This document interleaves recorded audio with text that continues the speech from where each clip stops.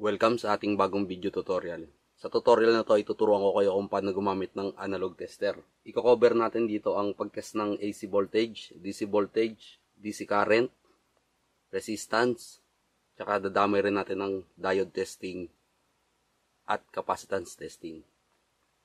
Pero bago yan, kung bago pa lang kayo sa ating channel ay pakihit ang subscribe button at ang bell na katabi nito para ma-notify kayo sa tuwing mag-upload tayo ng bagong video. Maraming salamat. Umpisa muna natin tong video na to sa kung ano yung mga nakikita natin dito. Ang tester na gagamitin natin ay itong Duel XY-360 TRD. So iba-iba model yan.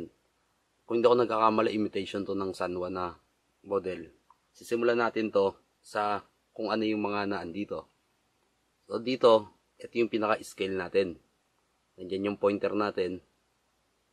O yung karayom na yan. Tapos ito yung adjustment, zero adjustment ng karayom. Halimbawa, kung wala yan sa zero, pwede natin yan i-adjust. Dahan-dahan lang. Sensitive yung pointer na yan. Dahan-dahan lang pag nag-adjust tayo. Okay. Tapos, dun sa taas, makikita tayo ng salamin. Ang purpose ng salamin ay para makikita natin yung anino niya. So, may makikita tayong yung anino ng pointer. So, pag hindi pantay ang angle natin, makikita natin yung anino nung pinakasalamin. Ibig sabihin, hindi tama yung nakikita nating numero. So, ito yung tinatawag na parallax.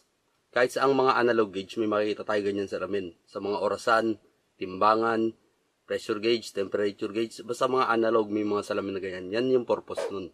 Halimbawa, ito yung anino natin, ito yung pointer natin. Kailangan pantay ang tingin natin palagi. Ibig sabihin, tama yung nare-reading natin. Pag tumaglid ng konti, ibig sabihin, hindi pa saktong-sakto yung reading natin. Para lang makuha natin yung saktong reading. Pero kung hindi naman sensitive ang nire-reading natin, okay lang. Okay?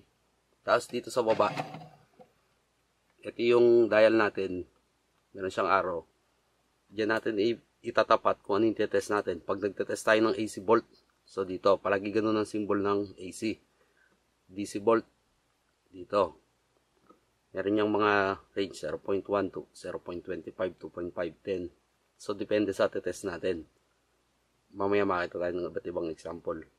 Ito, DC ampere. Ang DC ampere sa current. Tapos, ito naman yung sa resistance. Tapos, capacitance. Okay? Ito yung zero adjustment natin sa ohms. Mamaya, makikita natin yung maraming beses natin gagamitin. Ngayon, unahin natin, mag-test tayo ng outlet. Lalagay lang natin to sa AC volt 250. Kasi 220 yung outlet. Ngayon, nasa 250 scale tayo. Ito meron akong printout ng gauge. Nasa 250 volt tayo. Dito natin na-expect. So, tong taas na to, titingnan natin tong BA. Tong number 2. So, ang value niyan, kada guhit ay 5 by 5 yan. Okay, kung 220 tayo, dito tayo dapat babagsak. Ito ay 205, 210, 215, 220. So, dito tayo, expect natin, dito tayo babagsak. Isasaksak ko lang to dito. So, nakapatay ang saksakan ko. Pero kung magte-test kayo, doble ingat. Kung kailangan, mas maganda kung nakagwantes. Tapos zoom in natin to. Expect natin dito tayo banda babagsak. Tama ba yung angle natin? On natin.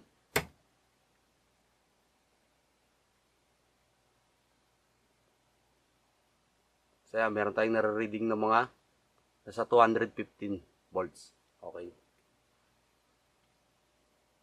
So, hindi siya ganun ka-accurate. Pero pwede na. Okay? Ganyan yung pagre-reading natin sa outlet. So, ingat lang tayo pag nagagalaw tayo ng kuryente, ng AC. Okay? Tapos, patayin ko lang yung saksakan. Lipat natin sa scale na 1,000. So, sa 1,000 naman, syempre 220 volts tayo. Dito tayo titingin sa baba, sa AC10. Ibig sabihin yan, ito yung 1,000 volt, 800, 600, 400, 200 volts. So, by 20 yan, Kada scale naman ito o kada guhit niya, 220 by 20 siya. Ibig sabihin ito ang 220 volts, 240, 260, 280, 300 volts. Okay? Nasa 1,000 volt tayo. Expect natin, dito tayo banda babagsak. On ko lang. Mas mataas naman dito sa baba. So, yun. Ayan yung 220 volts natin. Kung hindi kayo sure kung ano yung itetest nyo, palagi tayo magsisimula sa mataas na voltahe. Kagaya nyan, nakita natin na sa 200 plus lang siya. Pwede na tayo mag-adjust sa 250. Okay, dito meron akong transformer. Ito ay 8 volt lang. Saksa ko lang. Tapos yung test probe. Dito meron ako ginawang alligator clip na dulot-dulo lang.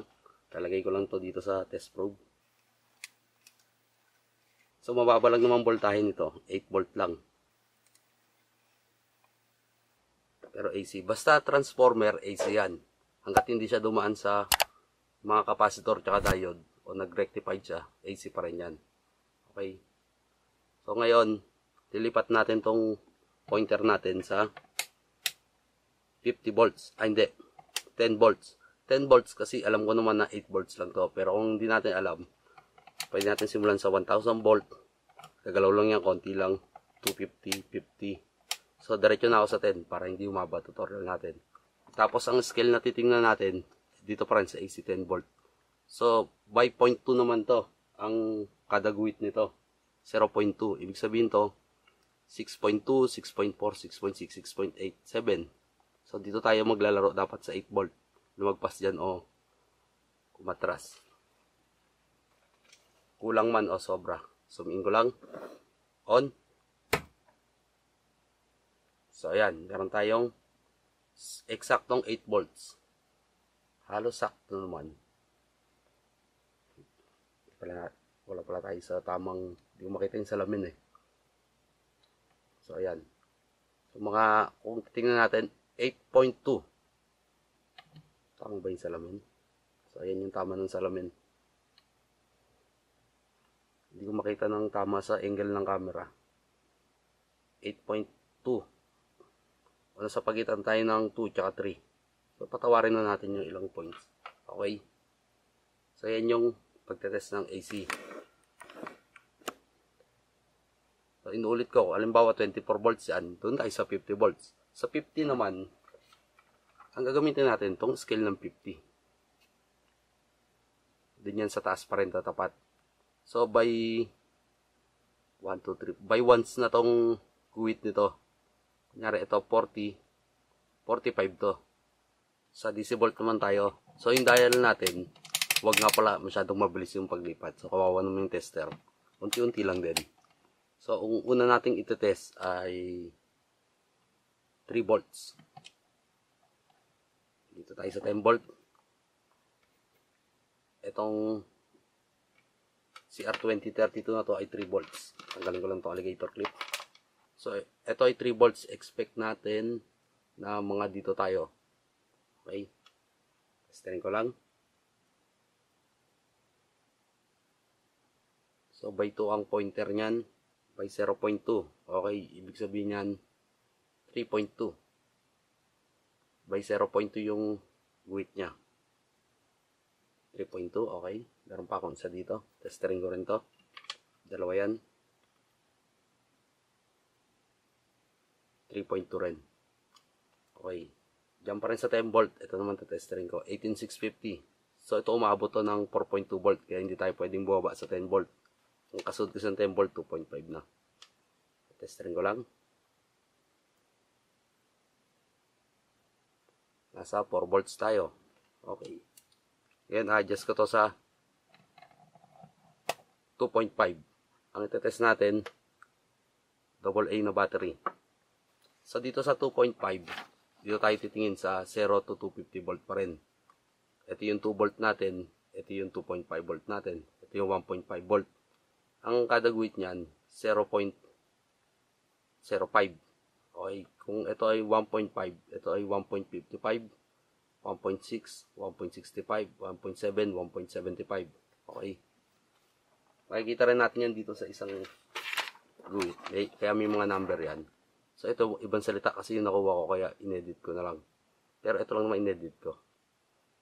Kung makita natin, ito yung 2.5 volt times 0.01.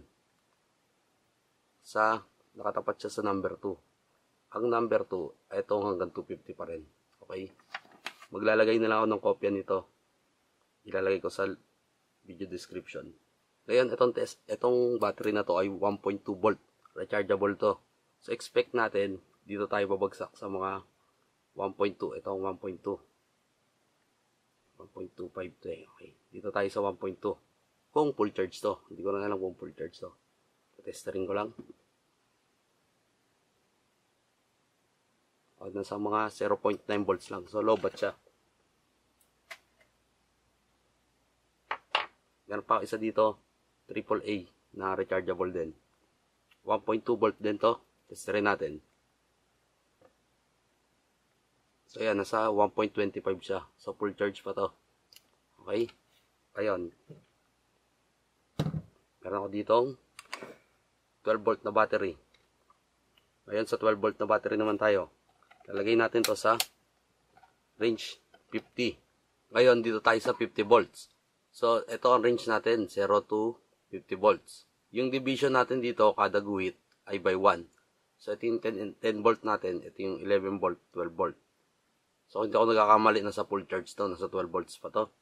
Ito yung 20 volts, so by 1 yan. Nga pala, pag DC, yung AC walang polarity kanina. Kahit magkabaligtad yung tester natin sa AC. Pero sa DC, meron tayong polarity. Ito, tsaka ito. Nakita nyo, baligtad yung polarity. Tingnan nyo yung pointer, umaatras. Kailangan tama yung polarity natin. Positive tsaka negative, kundi masisira yung analog tester natin. Sa digital, pwede yun, pero dito hindi pwede. Zooming ko lang. Ayan, meron tayong 10, 11, 12. 12 point. Nasa gitna, siguro mga 12.5. Okay. Curious lang ako. Kumpara natin sa digital. 12.6.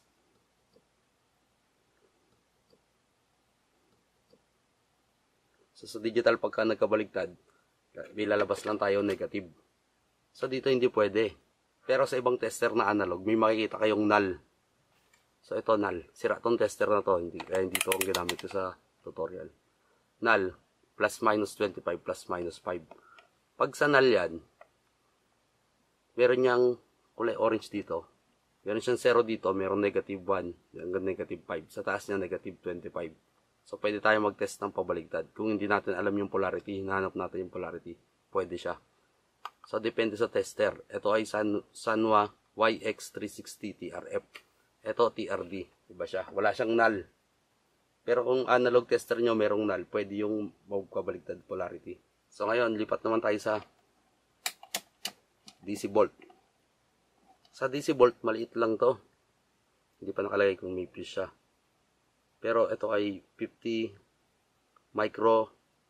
microamps. Napakalit to. 2.5 milliamps. 25 milliamps. Tapos 0.25. 250 milliamps yan. So, 250 milliamps lang ang pinakamataas niya. Tsaka DC ampere lang to. So, sa 250, itong scale na to pa rin ang gagamitin natin. Ang itetest natin, itong tatlong LED na to. Tatlong LED strip. So, mababalag naman to. Ang pagtetest, ilalagay natin siya sa circuit. Okay. So, ito yung positive nito. Ilalagay ko dito yung positive. Lalagyan ko ito ng clip. Tapos, yung negative ng test probe, ilalagay ko dito sa positive nito kung LED. So, naka-series siya sa circuit natin. Tapos, ilalagay ko lang to dito. Okay. Meron tayong reading. Zoom in natin.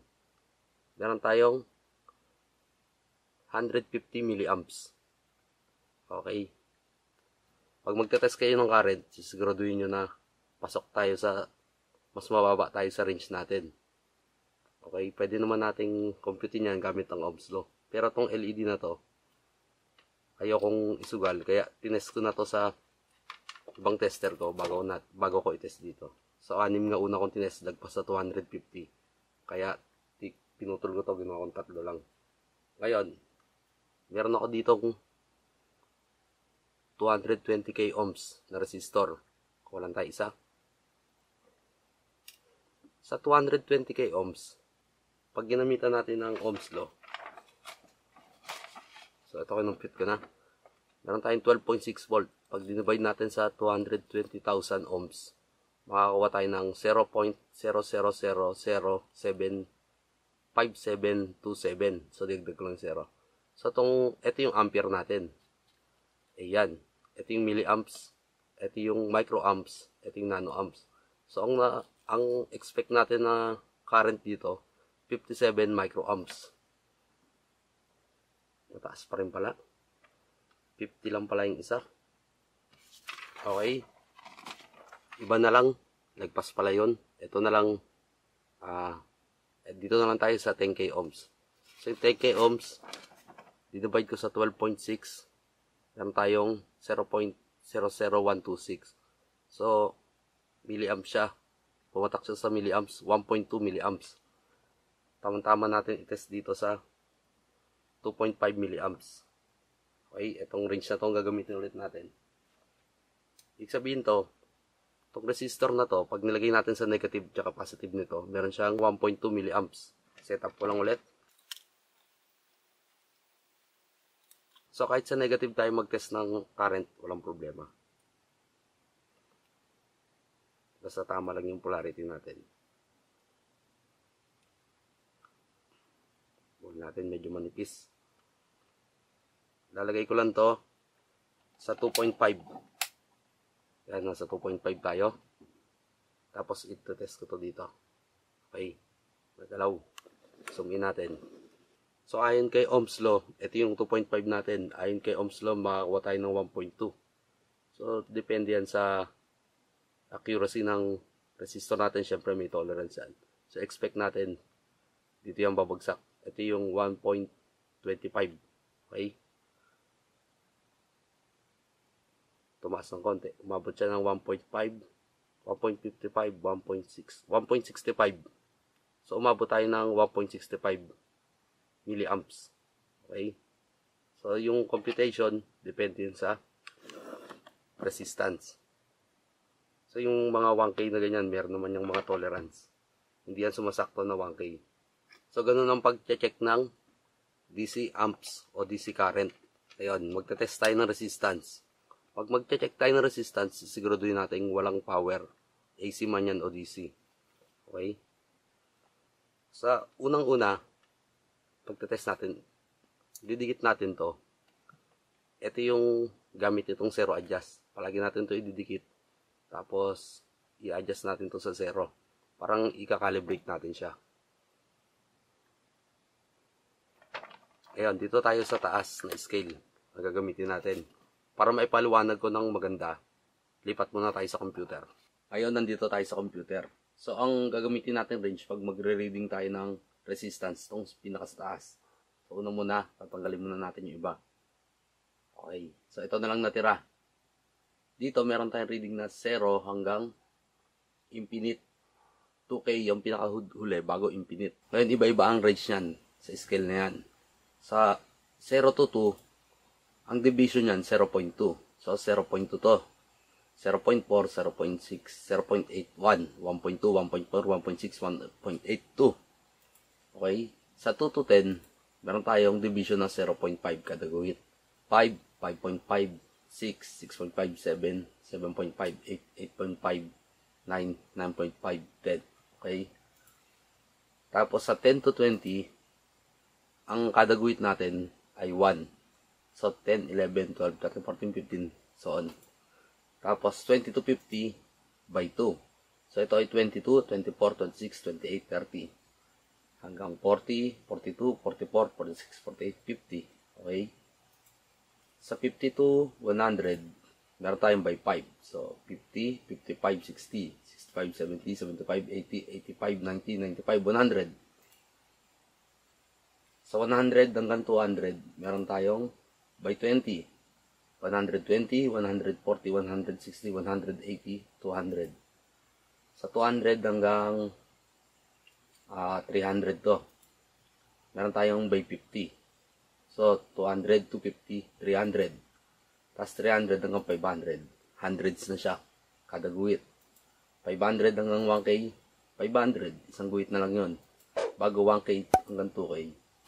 1,000. Bago yung pinakadulo natin, infinite o walang resistance na. Okay, yan yung gagamitin natin pag nagre-reading tayo ng resistance. Okay, ngayon subukan natin. Nandito tayo sa times 1. Meron tayo resistor dito na red, yellow, silver, gold.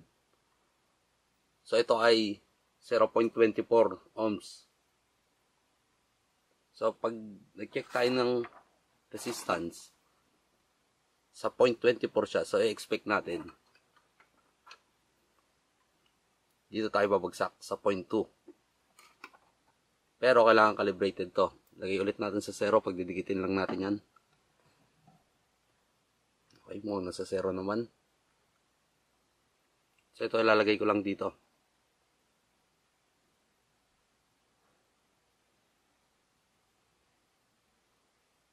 Nabitaw. Lagyan ko ng alligator clip para hindi gumalaw. Kapag resistor, wala ring polarity. So, kahit magkabaliktad naman sa test probe natin, walang problema. Okay. Zoom in natin. So, ayan, halos tumama naman. Nasa unang guhit lang tayo, halos pumangalawa.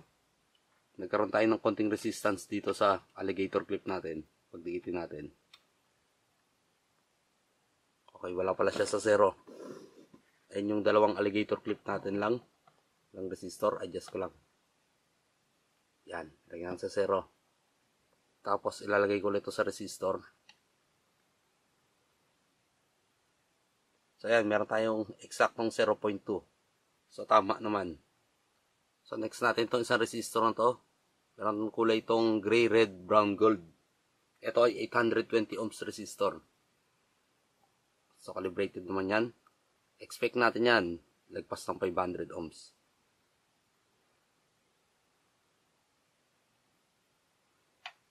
Ban ako, hindi gumalaw. Ayan, gumalaw pala. Tanggalin ko ulit. Gumalaw siya, kapraso lang. Zoom in natin. Kung titignan natin, nasa 1K tayo. So, masyado nang maliit yung resolution dun. Kailangan nating mag-adjust. Diyan na papasok yung times 10. So, ang ibig sabihin lang naman ng times 10, yung 1 natin magiging 10. Yung 50 natin magiging 500. So, adjust ko lang to sa times 10. Tapos, yung test probe natin, so naka-alligator clip na ako ngayon, isa-zero ulit natin to. Ayan, tanggal. Isa-zero ulit natin. So, ayan, 0 na. Ilalagay ko lang tong resistor natin sa test probe natin o sa alligator clip.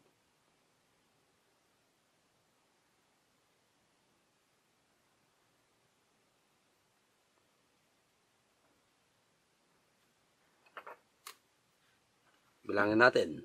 500, 600, 650, 700. So, mga nasa 750 siya.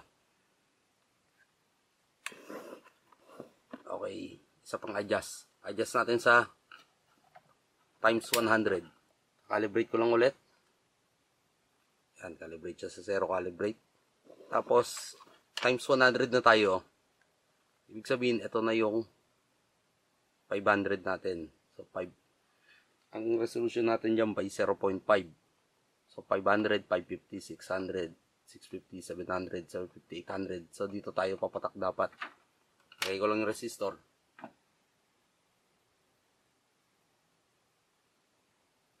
So, yan. So, yun ang reading natin sa 820 ohms. Nasa 700 plus lang. 820 naging 720. So, pasok naman siguro yan sa tolerance niya. Tsaka itong resistor na to ay medyo may kalumaan na. So, ganun natin magagamit yung multiplier ng resistance natin. Itong resistor na to ay may kulay na red, yellow, gold. 220K to.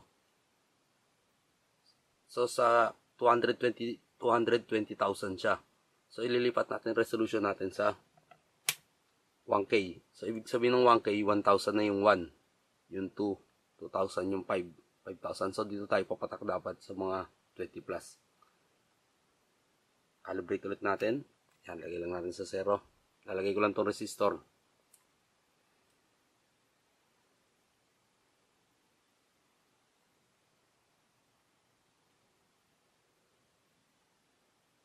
Okay, 220 pala.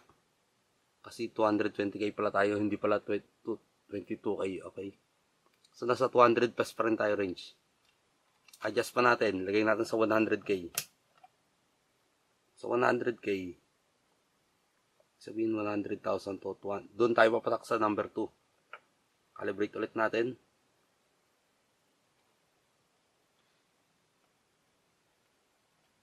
Okay, 0. Lagay ko na yung resistor. Dapat to sa 2.2. Okay, yun. Tumama na. Palagay ko, nasa 2K na siya. So, ganun naman pagre-reading natin ng resistor sa analog tester. Meron pa dito, ito last na resistor na natin test. 1M. Ibig sabihin to, 1 mega ohm. O 1 million ohms. Ang gagamitin na natin, 100K. Okay, nasa 100K na pala tayo. So, sa 100K pa rin tayo. Ang 100K, ibig sabihin nito, yung 10 ay 1 million. Check ulit natin yung 0 natin. Okay, nasa 0 pa rin. So, ayun, naka 0 tayo. Lagay natin yung 1 million ohm resistor natin. Dapat to papatak sa mga number 10. Yon. 10 times 100,000, 1 million. So, ganun ang pag-check natin ng resistor. Kaya pala, pag mag-test tayo ng continuity, so, pag nag-test tayo ng continuity, halimbawa, itong wire na to, kukunin lang natin yung resistance. Kahit saan tayo, 100k hanggang 1k, kailangan lang natin kunin yung 0 nya, di ba? Titignan lang natin kung may connection yung wire na to. Hindi ganito ka-easy. Example lang to. Pero, yung iba kasi, ibang tester, merong buzzer. Sa tong tester na to, wala. Hindi ibig sabihin nito, wala siyang kapasidad na mag-check ng continuity. Kaya niya pa rin mag-check, pero wala lang siyang buzzer. So, features lang ng tester yung merong buzzer. Hindi naman porkit walang buzzer, wala tayong continuity checking. Lipat naman tayo sa diode. Sa diode testing, lalagay natin to pinaka-the best sa times 10. Bago isi-zero adjust din natin. Zero adjust. Kada lilipat tayo, mag-adjust tayo talaga. Yan talaga yan. Tapos, ito meron akong diode dito. Lalagay natin tong itim sa anode. O dun sa walang guhit. Itong positive ng test probe natin, lalagay natin sa cathode o yung may guhit. Kapag sa diode, ang kukuhanin natin reading, itong sa baba. Itong LB. So, 3, 2, 1, 0 hanggang 3 lang yan. Ang pointer niyan, kada division, yung guhit na yan, by 0.1. So, 0.1, 0.2, 0.1, 0.2, 0.3, 0.4, halos nasa 0.5. Yan yung forward voltage ng diode natin. Pag binaligtad natin to, kailangan walang ma-reading yung tester natin. Okay? Testing pa tayo isa. Mas maliit na tester. Mas maliit na diode. So, nandun din siya sa 0.5. Pag binaligtad natin to,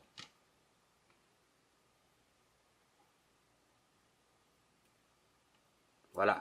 Ibig sabihin, okay itong diode na to. Ganon din sa mga LED o light emitting diode. So, mas madali to kasi may visibility tayo ng ilaw. Pag baligtad, hindi siya iilaw. Ganon din sa times 10 pa rin. Pag binaligtad natin, dapat iilaw siya. Ayan, umilaw siya. Tapos meron tayong reading. Yan din yung forward voltage niya. Kulang-kulang 2 volts. Mga 1.8. Okay? Okay, so ganun yung pagtetest ng resistance at diode LED natin. Ngayon, last na. Itong tester na to, merong capacitance test. Sa capacitance nito, dito tayo magre-reading dito sa CUF. So yan, meron yung iba't ibang range din. Parang ganito rin. 0.1, 0.2, 0.3, 0.4, 0.5. Bago 0.6, 0.7, 0.8, 0.91. 0.01 pala to. Ito 0.1. Parang 0.10. Okay. Tapos 0.2, 0.51. So ito lang yung 1 UF. Tapos ito yung 1.5. Kalimitan sa mga electric fan. 2, 2.53, 3.54, 4.55, 5 UF o 5 microfarad. Bago by 1 na siya hanggang 10. Hanggang 10 microfarad lang tong tester na to sa capacitance.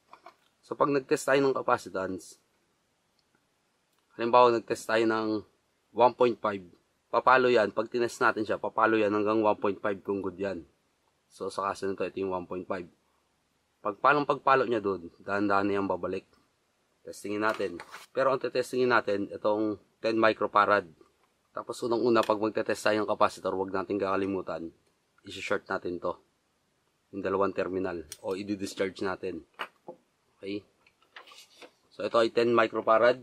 Kung good tong capacitor na to, dapat papalo tayo ng 10 bago babalik. Okay, na-discharge na itong capacitor. Didikit ko lang yung dalawang lead. So, AC capacitor nga pala to. Wala tong polarity. O walang negative at positive. Didikit ko lang itong dalawang lead. Titigan nyo maigi yung pointer natin.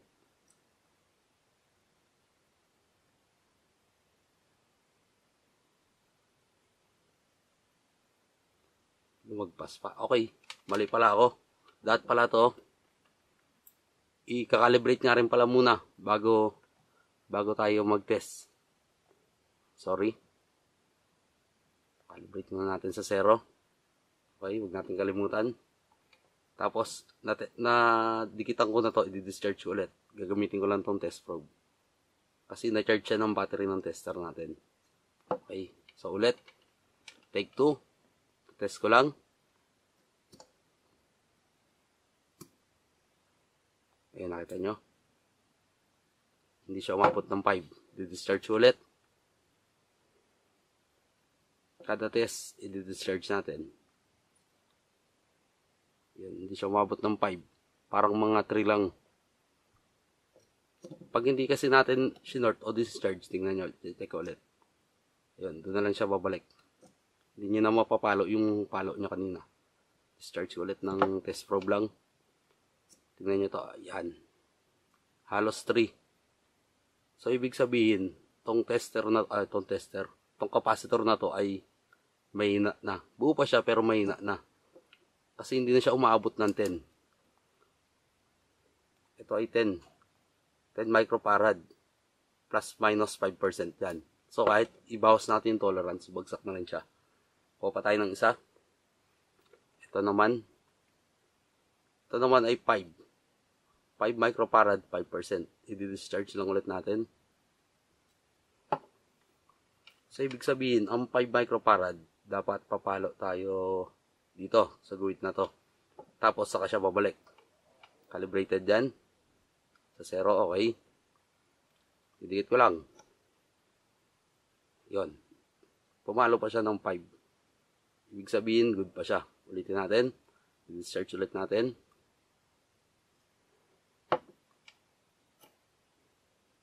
Five talaga.